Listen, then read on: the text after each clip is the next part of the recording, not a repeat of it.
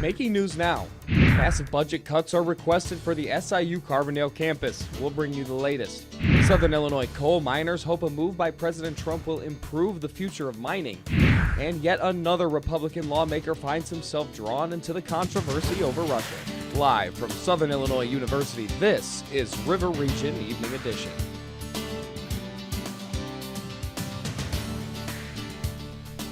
We begin with breaking news. Southern Illinois University President Randy Dunn is calling for deep cuts to the Carbondale campus budget. Good evening, I'm Zach Barrett. And I'm Michelle Zelli. Dunn says the Carbondale campus must identify a minimum of $30 million that could be cut from the future budget effective July 1st. In addition to the proposed cuts, money from SIU Edwardsville and the School of Medicine will be used in order to cover the operating costs of SIU Carbondale. In an email to SIU workers, Dunn said he would present his proposal to the SIU Board of Trustees at their April meeting. He also says he will ask the trustees to declare a short-term financial emergency on the Carbondale campus. And moments ago, SIUC Chancellor Brad Caldwell added more detail to Dunn's message. Caldwell says layoffs in Carbondale are almost a certainty, but says the numbers aren't yet known. He says cuts will also be made to university travel and student worker positions. You can read what Caldwell and Dunn announced today on our Facebook page, facebook.com/RiverRegionNews. Internet privacy in the United States is about to get a little less private. The House of Representatives has voted to repeal internet privacy protections, which were approved by the FCC in the final days of the Obama presidency. The protections, which require companies to tell their customers if they've been hacked, were voted down by the Senate last week. The resolution now heads to the president for final approval.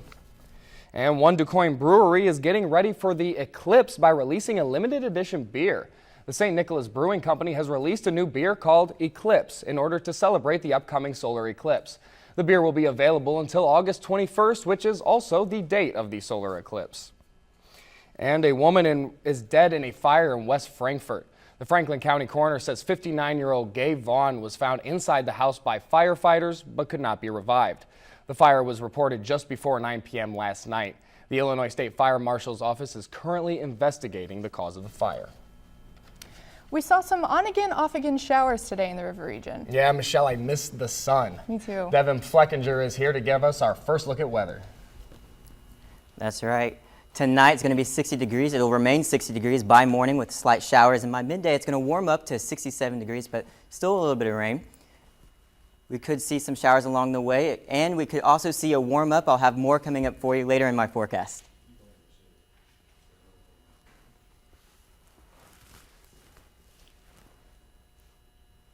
St. Louis police are investigating an overtime pay scam in their own department.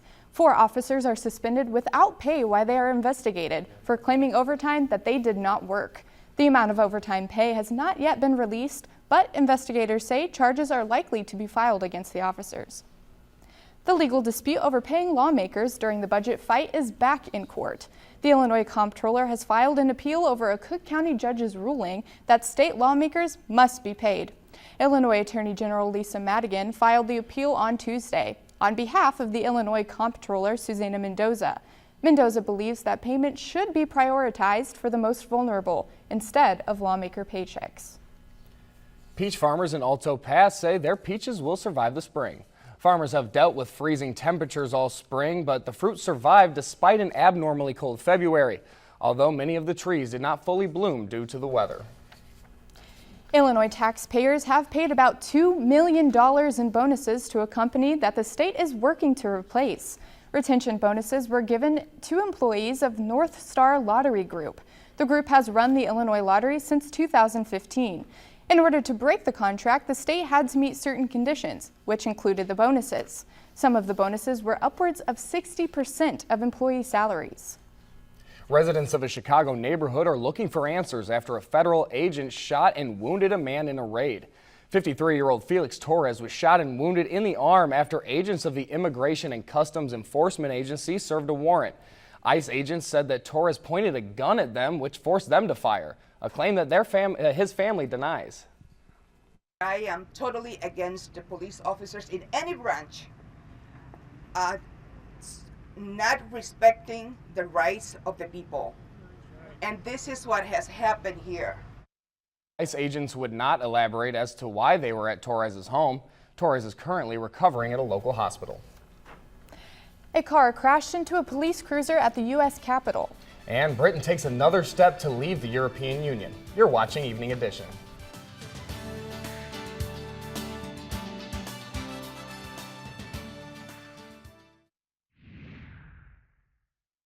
Today, the government acts on the democratic will of the British people, and it acts too on the clear and convincing position of this House.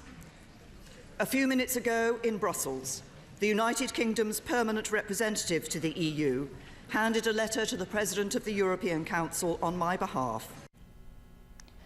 British Prime Minister Theresa May formally invoked Article 50 earlier this morning, thus triggering the official start of Brexit. May told the British House of Commons that by invoking Article 50, they are carrying out the will of the British people.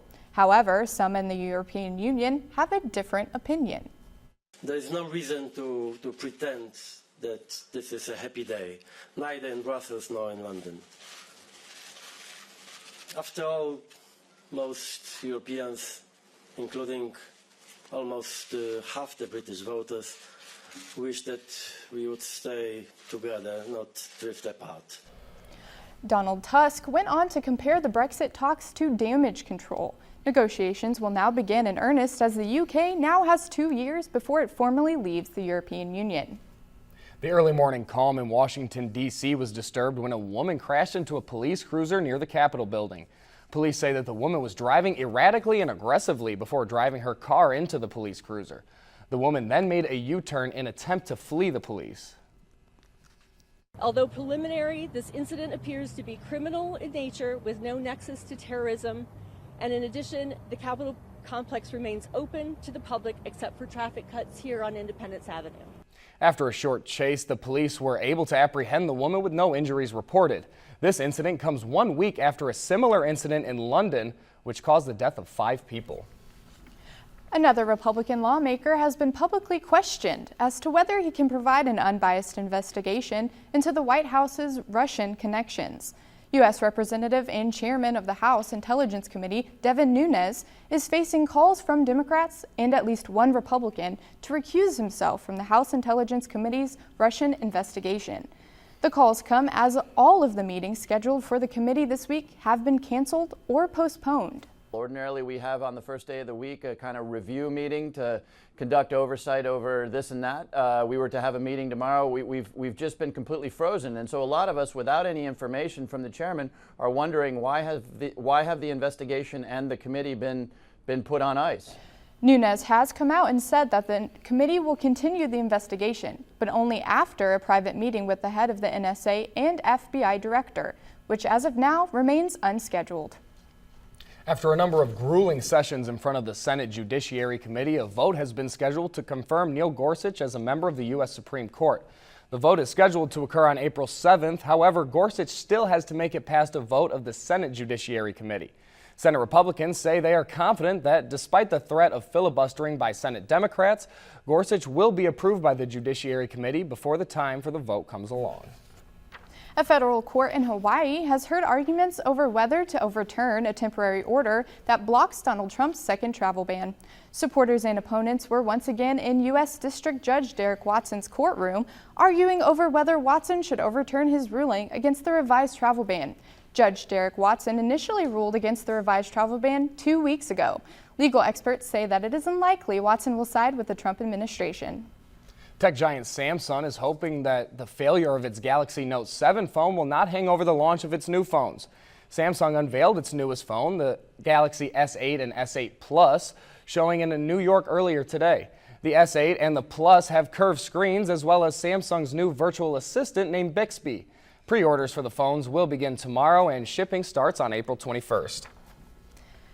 Bob Dylan will finally be awarded his Nobel Prize in a ceremony this weekend. Dylan, who was awarded the Nobel Prize for Literature, was scheduled to receive the Nobel on December 10th. Dylan was unable to make it to the December ceremony due to prior commitments. He will receive his prize in a private meeting with members of the Swedish Academy. The funeral for well-known singer George Michael took place earlier today. Michael's funeral was held at the Highgate Cemetery in northern London and was attended by the singer's family and close friends. Michael was found dead at his country home on December 25th. A post-mortem investigation found that the singer died of natural causes. Michael's family thanked fans for their messages of support. The sun hasn't made too many appearances lately. Devin Flickinger will have our weather after the break. And the S&P 500 and NASDAQ finished up today while the Dow Jones finished down. Find out more on that on the Nightly Business Report tonight at 5:30.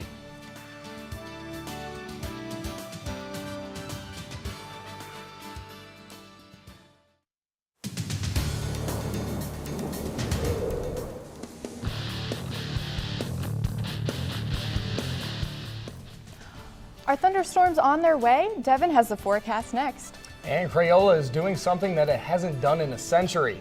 Find out what next.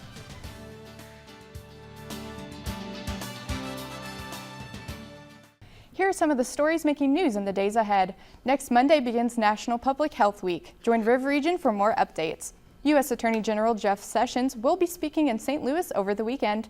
And join us tomorrow for the March edition of SIUC Sports View. Join us Monday through Thursday at 5 for River Region Evening Edition. President Donald Trump signed a new executive order in hopes of reviving the coal industry. Evening Edition reporter Signe Kessler spoke with workers to see what the future with coal will look like. I believe that part of the people, they will get their jobs back, they will rehire people. President Trump has signed an executive order to abolish former President Obama's climate change efforts, hoping to revive the coal industry.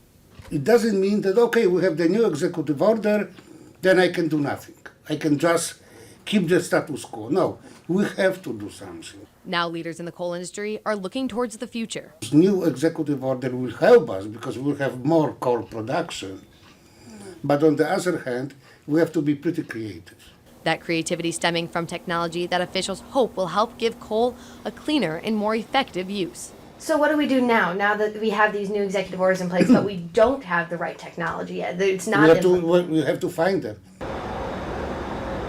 While this coal plant here on SIU's campus will not see a change from Trump's new executive order, experts say other Southern Illinois coal industries will feel the impact.